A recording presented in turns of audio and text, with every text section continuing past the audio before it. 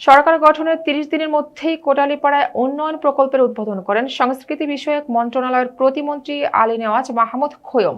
প্রতিনিধি সুদন্য ঘরামি জানান, কোটালীপাড়া প্রায় ৫ কিলোমিটার খাল পুনঃখনন প্রকল্পের ব্যয় ৩৪,২৫,০০০ টাকা। এতে করে ২৫ বর্গ কিলোমিটার এলাকার জলাবদ্ধতা নিরসন হবে। সারা দেশের ৫৪টি জেলায় একসাথে খাল খনন কর্মসূচির কাজ শুরু করা হয়েছে।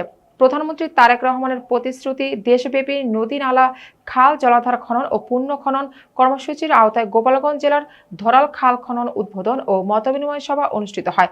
এ সময় কোটালীপাড়া উপজেলার কুশলা ইউনিয়নের ধরাল খাল পাড়ে অনুষ্ঠিত সভায় সভাপতিত্ব করেন গোপালগঞ্জ জেলা প্রশাসক মোহাম্মদ আরিফুজ্জামান। বিশেষ অতিথি ছিলেন গোপালগঞ্জ ১ সংসদীয় আসনের সংসদ সদস্য মোহাম্মদ সেলিমুজ্জামান সেলিম, গোপালগঞ্জ ২ সংসদীয় আসনের সংসদ সদস্য কে এম বাবর, গোপালগঞ্জ ৩ সংসদীয় আসনের সংসদ সদস্য এস এম জিলানী সহ অন্যান্যদের মধ্যে বক্তব্য রাখেন গোপালগঞ্জ জেলা পুলিশ সুপার মোহাম্মদ হাবিবুল্লাহ।